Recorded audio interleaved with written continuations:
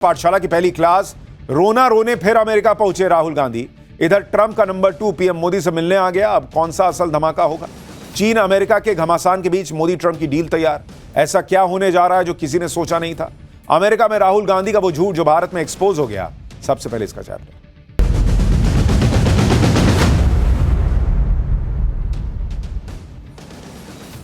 प्रधानमंत्री नरेंद्र मोदी, राहुल गांधी और अमेरिका, आज के पहले चैप्टर में ये तीनों हैं। लेकिन एक तरफ प्रधानमंत्री मोदी हैं जिनके पास अमेरिका दौड़ा दौड़ा आया है, और दूसरी तरफ राहुल गांधी हैं जो दौड़े दौड़े अमेरिका गए।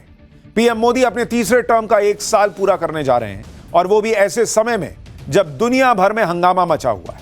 अमेरिका के राष्ट्रपति ट्रंप के टैरिफ वॉर से दुनिया के कई देश हैरान परेशान हैं।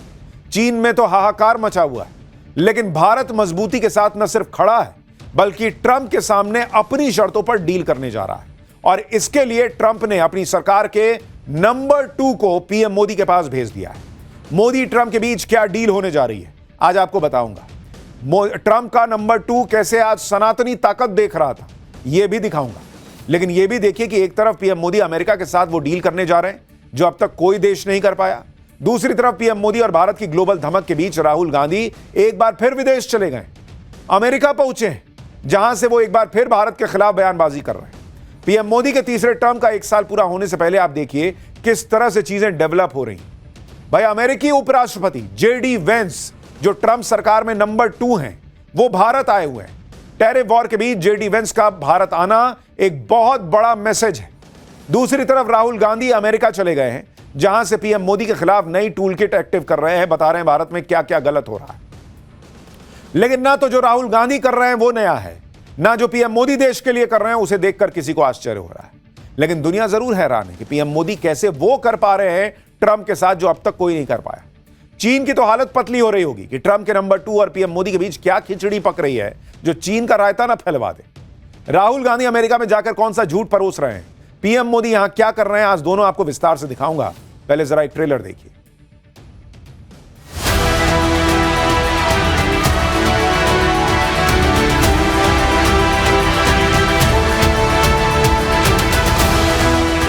With China, they've ripped us off. We're resetting the table. That the election commission is compromised. ये एक दिन भी हारने के बाद जेल से बाहर नहीं रह सकते।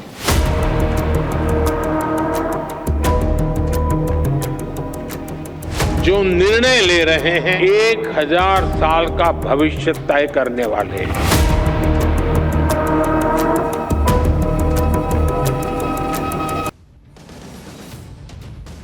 राहुल गांधी अमेरिका जाकर भी झूठ परोस रहे हैं। यहां कांग्रेस के लोग कह रहे हैं कि अगर मोदी शाह हार गए तो एक दिन भी बिना जेल गए नहीं रह पाएंगे, उनको तुरंत जेल जाना होगा। धमकाने की पॉलिटिक्स चल रही। लेकिन उधर पीएम मोदी कुछ बड़ा प्लान करे बैठे जिससे दुनिया हैरान रह जाएगी, और इसके लिए प्लेटफॉर्म तैयार हो रहा है। आप देखिए कि अमेरिका के उपराष्ट्रपति जेडी वेंस भारत आए हुए हैं। ये उसकी तस्वीर आपको दिखा रहा हूं। 4 दिनों के दौरे पर वो भारत पहुंचे हैं। इस दौरान जेडी वेंस भारत और अमेरिका के ट्रेड, टैरिफ समेत कई मुद्दों पर चर्चा करें। जेडी वेंस को ट्रंप का सबसे करीबी माना जाता है, और वो ट्रंप सरकार में नंबर 2 हैं क्योंकि वाइस प्रेसिडेंट है। ट्रंप तो जेडी वेंस को अपना दोस्त बताते हैं। टैरिफ वॉर के हंगामे के बीच ट्रंप ने अपने दोस्त को भारत भेजा है, तो यह बहुत इंपॉर्टेंट है और उसके बारे में आपको विस्तार से बताऊंगा। लेकिन पहले यह देखिए कि भारत आने पर जेडी वेंस का कितना जबरदस्त स्वागत हुआ।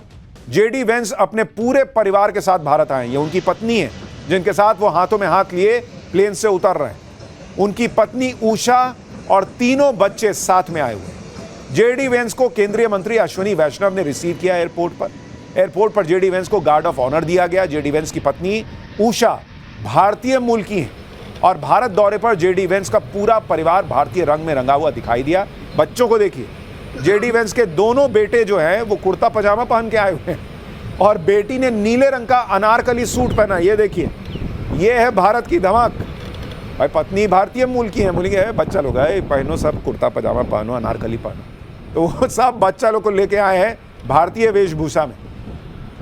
भारत आकर जेडी वेंस और उनका पूरा परिवार बेहद खुश दिखाई दे रहा है। मतलब ऐसा लग रहा है कि जैसे अपने ससुराल आए, उस टाइप की फीलिंग है कि भाई पत्नी यहीं की हैं तो वही वाली फीलिंग होगी। तो बच्चों को भी भारतीय वेशभूषा में लेकर आए।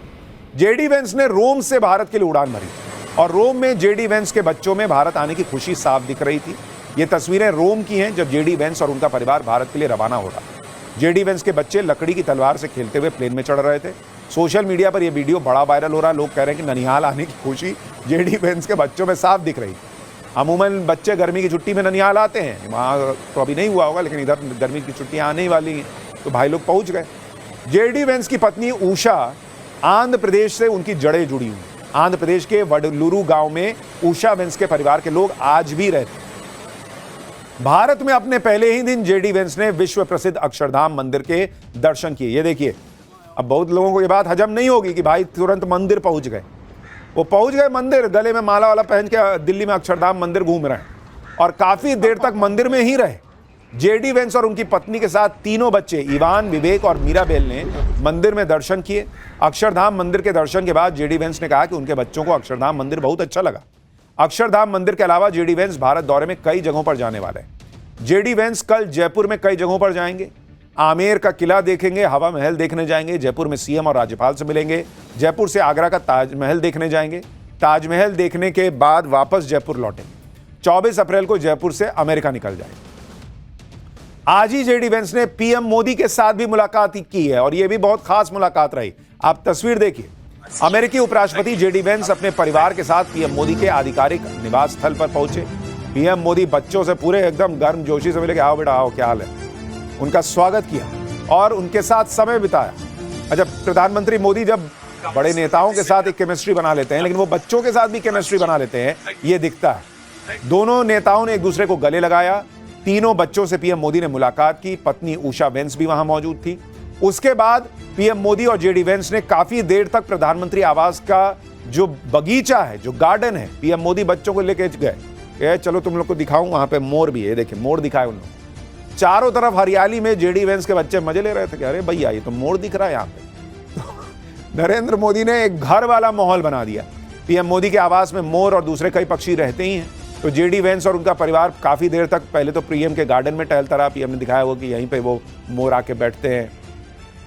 उसके बाद सभी को लेकर पीएम मोदी अपने घर के अंदर गए, कमरे में पहुंचे। यहां जेडी वेंस के बच्चों के साथ पीएम मोदी ने काफी देर तक बातचीत की। पीएम मोदी ने बच्चों को मोर पंख भी दिए, जिससे बच्चे काफी देर तक खेलते रहे। इस मुलाकात को देखकर ऐसा लग रहा था कि जैसे कोई पुराना संबंधी सालों बाद घर आया। भाई वो आदमी भी तो अपने बच्चे बीवी बच्चों को लेकर आया, तो उसको भी तो ऐसा फील होना चाहिए कि चलो यार मैं कहीं ऐसी जगह गया हूं जहां अपनत्व तो लग रहा है, घर जैसा फील हो रहा है। तो आप देखिए प्रधानमंत्री मोदी कैसे बच्चों से बात कर रहे हैं और वो भी कुर्ता पजामा पहन के आया है, थोड़ा सूट वूट पहन के आया है, तो उसको भी मजा आ रहा है कि भाई मैं देखिए जाके पीएम मोदी के गोद में बैठ गया बच्चा। ये है पीएम मोदी की जो बच्चों से उनका लगाव है, वो कई बार दिखता है। हालांकि पीएम मोदी की रणनीति और प्लानिंग बिना शोर किए अपना काम करते रहने की, और ट्रंप की दोस्ती का जो लोग उनकी और ट्रंप की दोस्ती का जो लोग मजाक उड़ाते थे, उन सबको अब जवाब मिल रहा होगा। आप देखिए कि फरवरी में पीएम मोदी अमेरिका गए, उनका जोरदार स्वागत हुआ। मार्च में अमेरिकी इंटेलिजेंस की हेड तुलसी गबार्ड भारत आई। अब अमेरिकी उपराष्ट्रपति जेडी वेंस भारत आए हुए हैं। साल के अंत तक एलन मस्क के भी भारत दौरे पर आने की खबरें हैं। मस्क की कंपनी स्टारलिंक के साथ 2 भारतीय कंपनियों का समझौता होना है। अमेरिकी राष्ट्रपति डोनाल्ड ट्रंप भी इसी साल भारत आने वाले हैं। Bharat America bilateral trade deal भी इसी साल होने वाली है। भारत का विपक्ष हल्ला मचाता रह गया। ट्रंप के टैरिफ वॉर पर पीएम मोदी खामोश हैं, चीखता रह गया। राहुल गांधी कह रहे थे कि पीएम मोदी एकदम चुप हो गए हैं, कुछ बोल नहीं पा रहे। अखिलेश यादव कह रहे थे कि भारत की इकोनॉमी अब संभलने वाली नहीं है। जबकि दूसरी तरफ पीएम मोदी शांति से काम कर रहे थे। पैनिक में ना आकर रिस्पॉन्स जो है वो किस तरीके से देना है, ये उनकी खासियत रही। ट्रंप ने दुनिया भर के देशों पर टैरिफ लगाया और भारत उन देशों में है जिस पर ट्रंप ने सबसे कम टैरिफ लगाया। ट्रंप ने भारत पर 26% का टैरिफ लगाया, जो चीन और दूसरे देशों के मुकाबले बहुत कम है। चीन पर तो अमेरिका अब तक 245% का टैरिफ लगा चुका है और भारत पर 26% टैरिफ का असर कम करने के लिए पीएम मोदी एक और प्लानिंग कर रहा है। Bharat America bilateral trade deal, जिसके होने के बाद टैरिफ का झंझट ही खत्म हो जाएगा। और आप देखिए जेडी वेंस का यहां आना, अमेरिका के नंबर 2 का यहां आना चीन के लिए भी बड़ा मैसेज है। भारत का प्लान क्या है? सूत्रों के मुताबिक भारत ने अमेरिका के बायलैटरल ट्रेड डील का ब्लूप्रिंट तैयार कर लिया है। भारत ने उन क्षेत्रों की पहचान करने को कहा जहां अमेरिकी इंपोर्ट बढ़ाया जा सके। 23 अप्रैल को ही वॉशिंगटन भारत और अमेरिका के बीच व्यापार को लेकर बात होनी है। दोनों देशों के बीच बायलैटरल ट्रेड डील को लेकर बातचीत लगभग फाइनल हो चुकी है। बायलैटरल ट्रेड डील मतलब दो देशों के बीच जो डील होती है उसमें non tariff barriers, service, custom, felicitation जैसे 19 मुद्दे शामिल किए गए। वित्त मंत्री निर्मला सीतारमण ने कहा है कि इसी साल अक्टूबर तक ट्रेड डील का पहला चरण पूरा भी हो जाएगा। बायलैटरल ट्रेड डील से भारत और अमेरिका का व्यापार $500 बिलियन तक ले जाने का लक्ष्य है। वित्त मंत्री सीतारमण खुद अमेरिका में हैं और टैरिफ के मुद्दे पर अमेरिकी ट्रेजरी सेक्रेटरी से मुलाकात करेंगी। यहां इधर जेडी वेंस पीएम मोदी से मिल रहे हैं, वहां निर्मला सीतारमण अमेरिका में बैठ के जो है चर्चा कर रही हैं। आप देख रहे हैं किस तरह से काम होता है। यहां हल्ला मचाने, छाती पीटने से नहीं, हा क्या कर दिए, अरे भैया वहां काम हो रहा है। एक बार बायलैटरल ट्रेड डील हो जाती है तो टैरिफ का बैरियर भी या तो खत्म हो जाएगा या फिर उसका असर एकदम कम हो जाएगा। यह प्रधानमंत्री मोदी की प्लानिंग है जो लोगों को कई बार समझ में नहीं आती कि भैया काम ऐसे ही होता है। रोज हल्ला मचा के सोशल मीडिया पे जैसे राहुल गांधी और कांग्रेस पार्टी चुनाव जीतते हैं वैसे वहां सोशल मीडिया पे सरकार नहीं चलाते मोदी। कांग्रेस समेत दूसरे दलों को अपनी राजनीति के लिए पीएम मोदी पर हमला करने का बहाना मिला, उन्होंने किया। मोदी ने कहा करते रहो, हमको अपना काम करना, हम कर रहे हैं। ट्रंप के टैरिफ वॉर से सबसे ज्यादा पस्त चीन है और यह बात दुनिया के बड़े बड़े विशेषज्ञ कह रहे हैं। चीन पर ट्रंप के टैरिफ का सीधा फायदा भारत को हो सकता है। मार्क मोबियस जो जाने माने निवेशक हैं, उन्होंने मौजूदा टैरिफ वॉर पर भारत के लिए बड़ी बात कह दी। मार्क मोबियस ने कहा है कि इस समय हर कोई एक जैसी मुश्किल में फंसा हुआ है, आगे जाकर ग्लोबल ट्रेड वॉर और उलझेगा। भारत इस समय बहुत अच्छी स्थिति में है।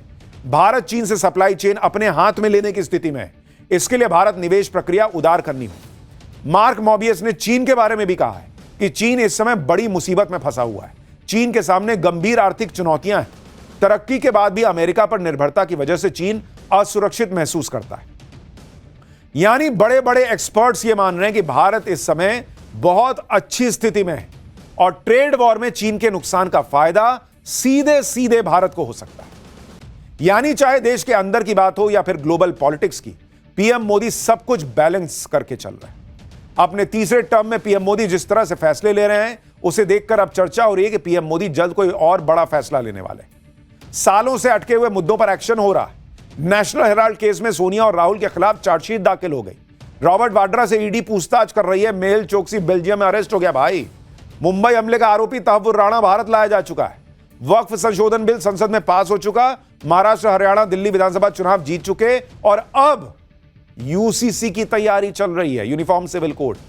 क्या कोई कमजोर प्रधानमंत्री इस तरह के फैसले ले पाता? देखिए आज बीजेपी ने वीडियो के जरिए कैसे विपक्ष के नैरेटिव की धज्जियां उड़ाई। जरा देखिए, फिर आगे की बात बताता हूं।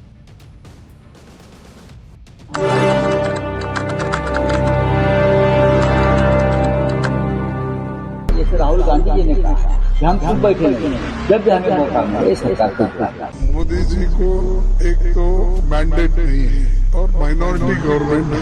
ये गवर्नमेंट कभी भी गिर सकती है। This is not going to be a stable government. Everybody knows that. My mother raised me as the kindest and the sweetest person you'll ever met.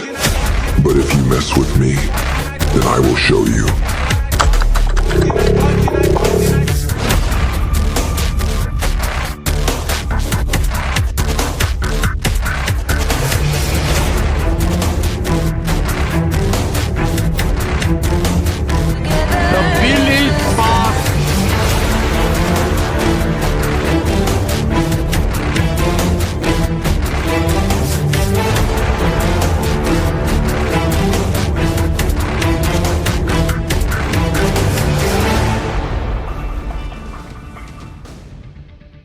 प्रधानमंत्री मोदी के ऐसे एक्शन की वजह से ही कांग्रेस बौखलाई हुई है। सोनिया और राहुल के खिलाफ शिकंजा कसता जा रहा है। रॉबर्ट वाड्रा भी लगातार ईडी की पूछताछ का सामना कर रहे हैं और ऐसे में मोदी सरकार के खिलाफ नई टूल किट एक्टिव करने के लिए ऐसा लग रहा है कि राहुल गांधी अमेरिका पहुंचे हुए हैं। राहुल गांधी जब भी विदेश जाते हैं तो वहां से भारत के खिलाफ बयानबाजी करते हैं। अमेरिका में इस बार भी राहुल ने कुछ नया नहीं किया। बॉस्टन में राहुल गांधी पहुंचे तो उनका स्वागत सैम पित्रोदा ने किया, जो इंडियन ओवरसीज कांग्रेस के अध्यक्ष हैं और ईडी ने जो चार्जशीट दाखिल की है उसमें आरोपी हैं।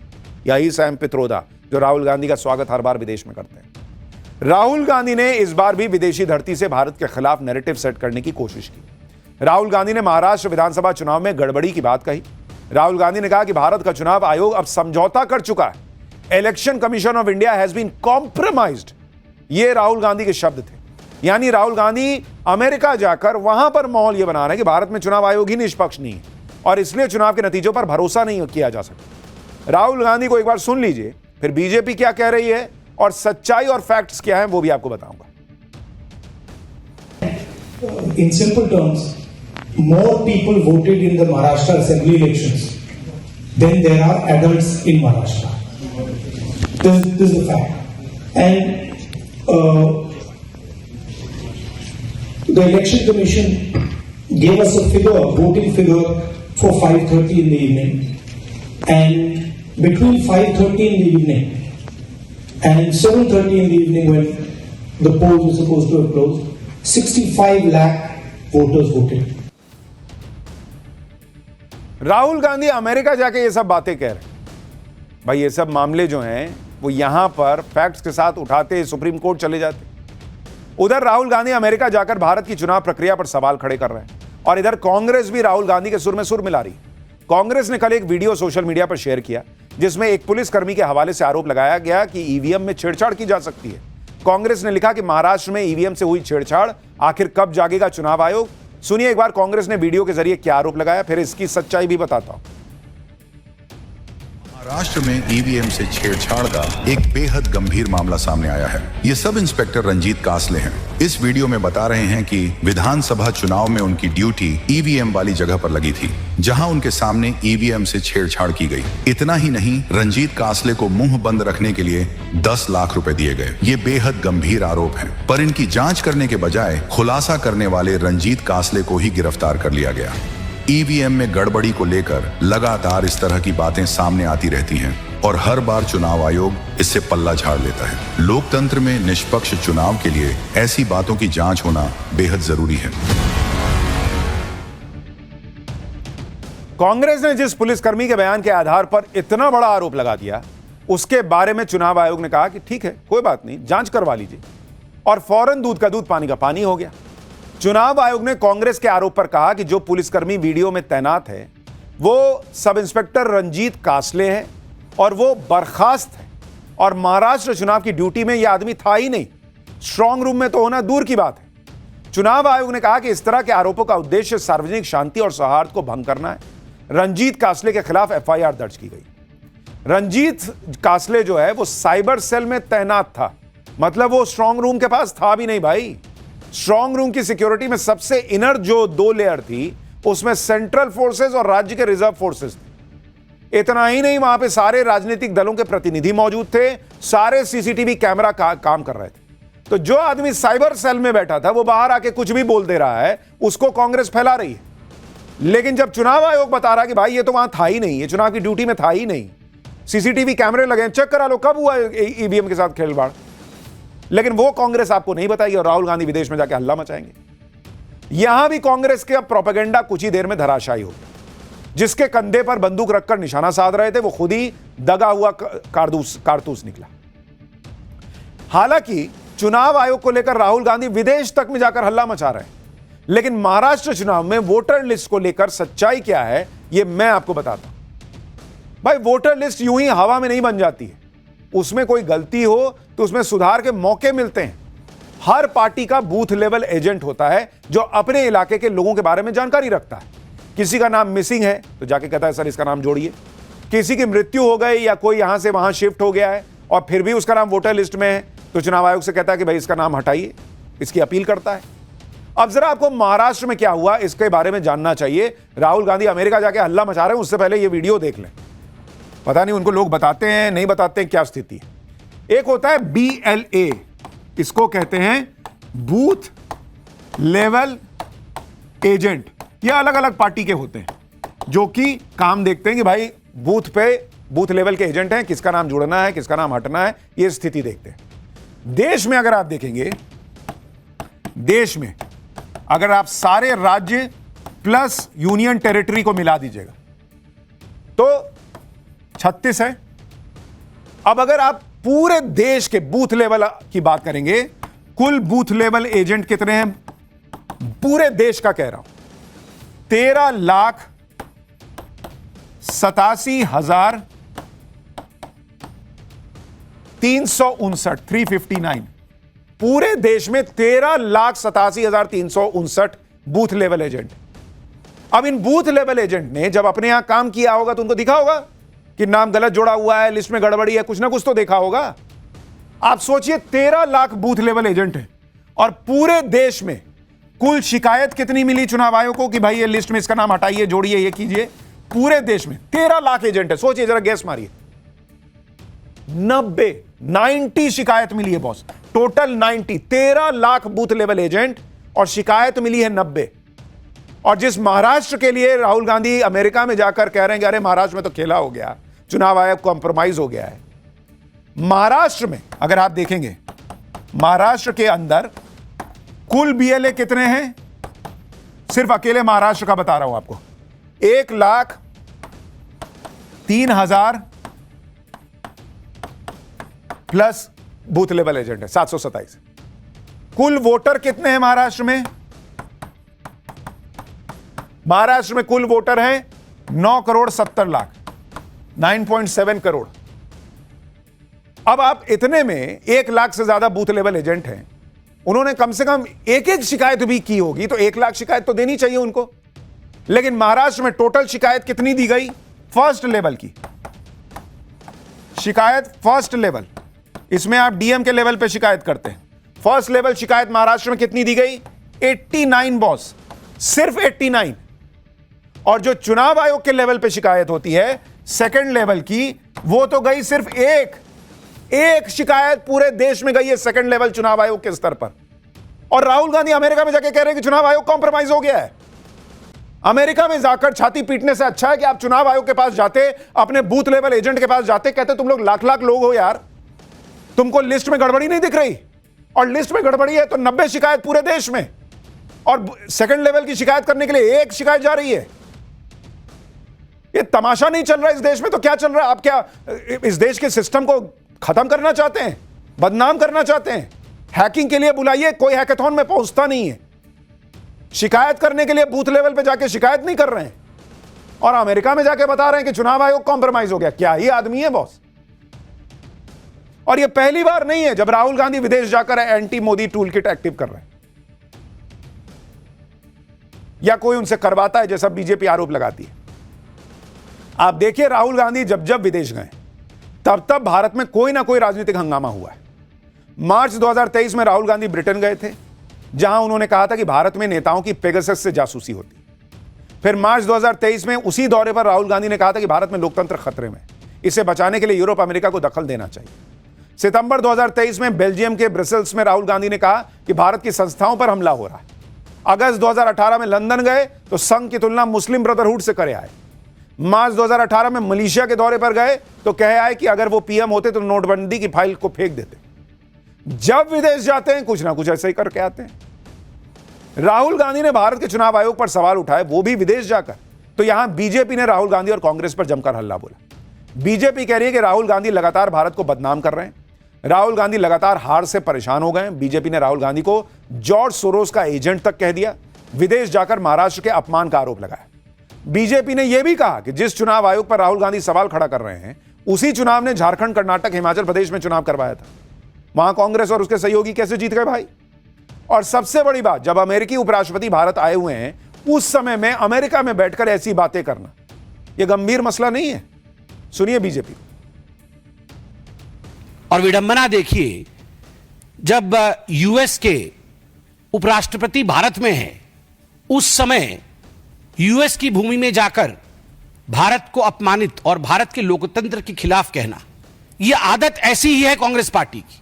आप याद करिए, जब कॉमनवेल्थ हो रहा था उस समय भी यूएस में जाकर, और उस समय भारत में भारत के खिलाफ राहुल गांधी और उनकी तमाम जो उनके नेतागण हैं वो कह रहे थे।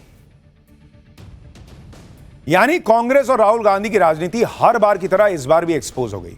लेकिन कांग्रेस नेताओं का कॉन्फिडेंस गजब है। कांग्रेस के नेता कह रहे हैं कि पीएम मोदी और अमित शाह कांग्रेस से डरते हैं, और डरते इसलिए हैं क्योंकि दोनों जानते हैं कि जिस दिन सत्ता गई उसके बाद एक दिन भी जेल के बाहर नहीं रह पाएंगे। यानी कांग्रेस धमकाने पर आ गई है कि जिस दिन सत्ता में आएंगे पहले ही दिन पीएम मोदी और अमित शाह को जेल भेज देंगे। सुनिए कांग्रेस के नेता पवन खेड़ा को। वक्त आने दीजिए, जांच भी होगी। और नरेंद्र मोदी और अमित शाह हार से क्यों डरते हैं?